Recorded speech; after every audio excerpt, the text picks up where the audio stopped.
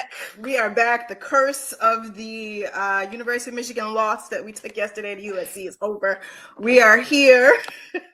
I got my relays though, because the Lions still have to play, so I still have my relays. But thank you so much for joining us today, everybody. It's a lot going on in this past 24 hours. A lot has gone on, but we are going to keep it pushing. I am still your host, Shirley Phillips III. This is still the comment section. And this is still Millennium News 24, where you can follow us on Facebook, YouTube, Apple TV, Apple app. What else we got? Roku TV. Everybody's app. We can be found on.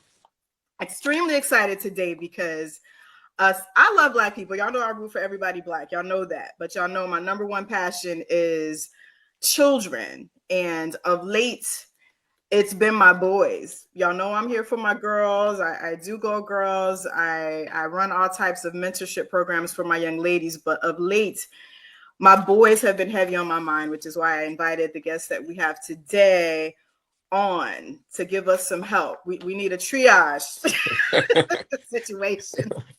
We have Mr. Allan Jackson, TEDx speaker, Good Morning America, Disney, author extraordinaire for urban youth. And I'm just excited that I was able to get him with such short notice because he is a busy man. Thank you, sir, for joining us. Looking forward to you giving us some help here. The sir title is completely not necessary. Neither is the extended name. Just Ty is more than Just sufficient, my Ty. sister. Yeah, oh brother, you know what I'm saying? You could do brother, you could do whatever. I could do sister. Let's keep it a buck here. Let's keep it a buck. I got you. Because I find that man makes me feel auntie-ish, so I feel you. Yeah. That's what's It's up. good. It's giving uncle. Okay. So tell the people that don't know, tell us a little bit about who you are exactly and what you do, because I know I didn't give you any justice. You know what? First and foremost, before I'm anything, I'm a father of three children. I hold that title most proudly. Three of the most amazing human beings I've ever known. They're 22, Oh, 25, and 28. oh So, and I'm wow. more than proud to be their dad. My second title is that of a children's book author, literacy advocate, and motivational speaker. I have the privilege of traveling around the country talking to children about the power and the importance of reading. It is not my passion, it is my purpose, it is why I'm here. That's Mark right. Twain once said the two most important days of your life are the day you were born and the day you find out why. And the day that I became an author, I knew why I was here. And That's so I right. get the privilege to travel around the country and talk to children about the power of reading. I love that. And then I'm going to add on to that. I do remember that quote, and I remember about that dash in between, like what you do, Sure, that's that right. dash. I love that. I Yeah, love that. I yeah. love that. How long have you been doing this exactly? It's been 15 years since I've been a children's book author and literacy advocate. I definitely started out like many, not knowing what I was doing. In fact, my path of becoming an author was serendipitous, in which it started when my son was 8. He asked if he could open up a lemonade stand. He made $50 selling lemonade. He didn't know what to do with his $50. So I went to my local bookstore to try to find a book to teach him about what to do with his $50. I couldn't find one, so I wrote one. And the path of that was even complicated because I was rejected by 100. My manuscript was rejected by 147 agents and publishers. So I learned how to do it myself. And that particular book to date, I've sold over 250,000 copies of. Amen. That's awesome. That is awesome. I did see that you were talking about resiliency and not giving up because someone rejects you. That's a lot of times to be rejected. Yeah. And did they give you a reason why or any Some did, advice? some, but just it didn't align with it. So as you can imagine, a lot of these publishing companies didn't look like we look, and so here is a young Black protagonist promoting financial literacy. It's probably not, the most, in alignment character that a lot of these publishing companies would deal with. Now, of course, they wouldn't say that. They're So, not, some of yeah. them gave me, cockamamie excuses from, well, it doesn't fit our mission, to we have similar works, to, but most were just not interested. And a lot of their Mm, replies were no replies at all. wow. Why? And you made it happen. Yeah, And when you believe in something, you don't let anyone deter you, not even 147 strangers, and I tout that as well. Like I wasn't going to let 147 strangers dictate my success. Especially when, like you said, you feel like that's your purpose and That's there was right. nothing else like it. You know what I mean? And I don't know how spiritual or how religious you are, but I personally feel like what's meant for you is for you. And obviously, Sure. these places were not for you. So Yeah. that did not come through. What I saw some New York Yankees type situations on your page. Are you a New Yorker, a native New Oh, Yorker? born and raised, Bronx, New York, baby. Go Yankees. Well, not go anymore because they're out of the playoffs. But no, from 0 to 35, I was Bronx born and raised. Wow, Bronx born and raised. I'm having like a little bit of an identity crisis. I'm from Detroit. I'm a Detroit girl all day. Okay.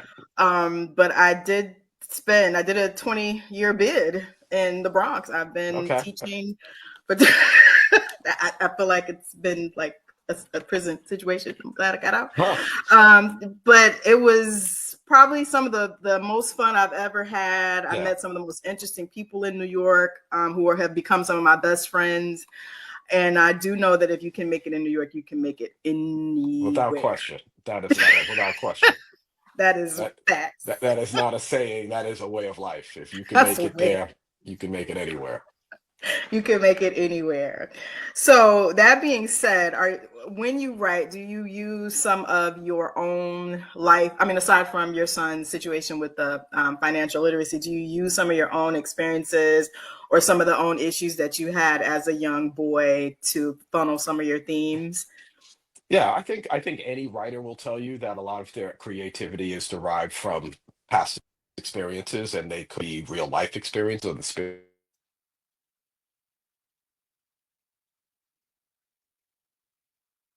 Oh, wait a A minute. I lot think of we're having, my there we work go.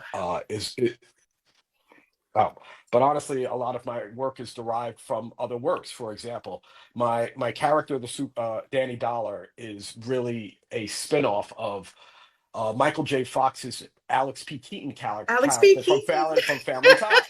Like all I did was jack Family Ties, Alex P. Keaton's character of I this love young it. finance, and jack him into my character Danny Dollar. My character, the super duper kid, Jovan Williams, is derived from Raj from What's Happening. Well, what's happening? Yeah, Raj and the relationship him and my character and his sister have is derived from the relationship Raj and Dee had from What's Happening. So Love and then of that. course you sprinkle a lot of life experiences and things you learn and messages you're trying to push.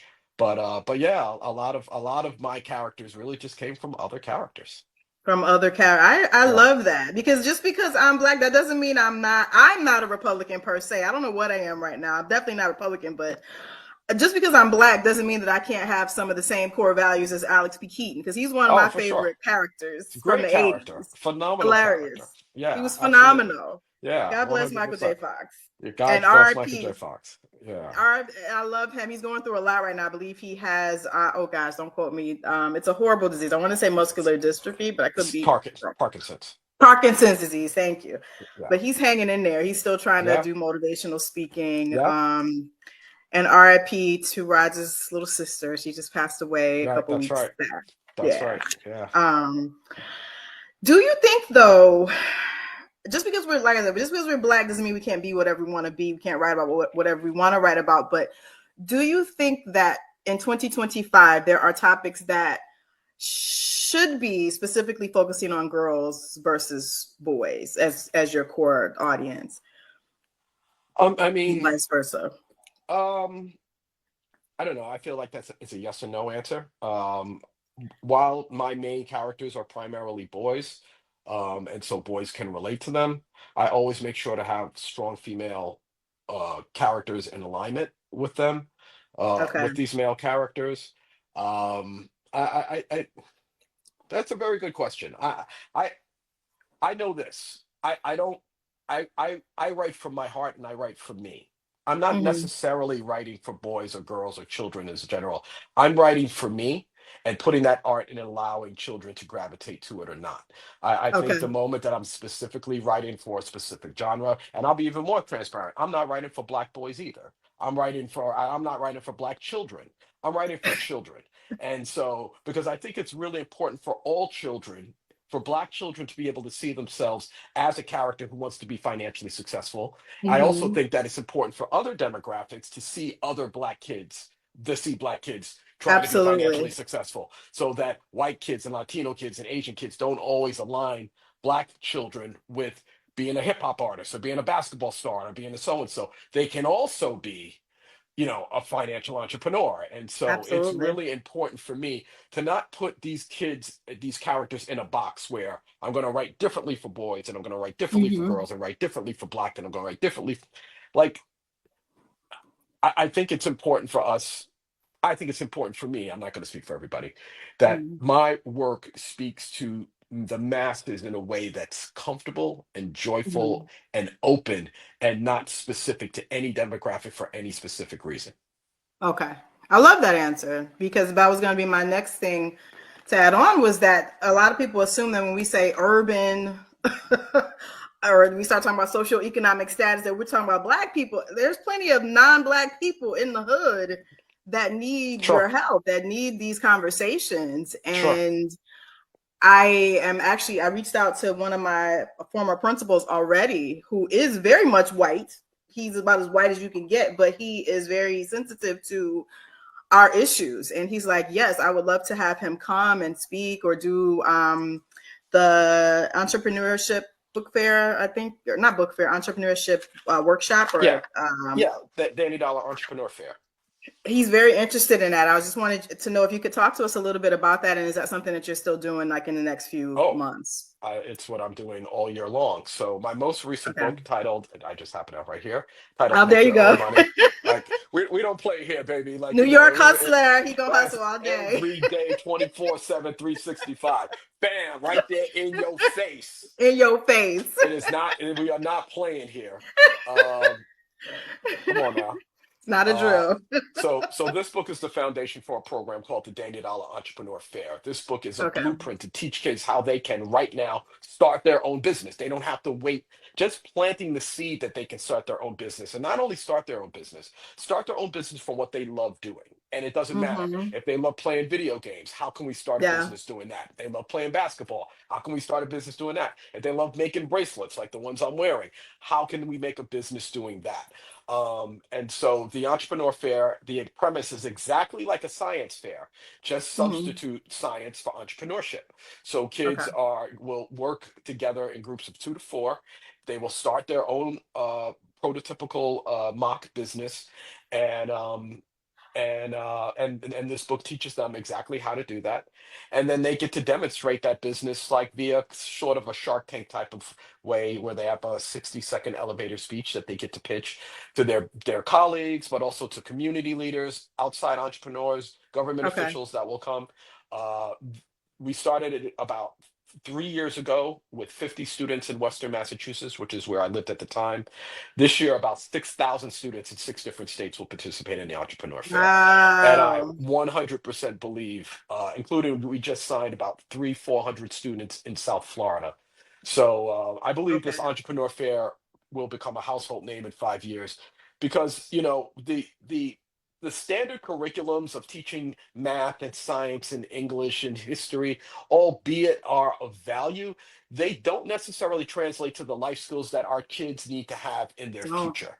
I They have don't. never needed to know who the 17th president of the United States was, ever. I'm still Uh, waiting on the Pythagorean theorem. Nobody's asked me about the Pythagorean theorem or Not at any of all, that. not at all.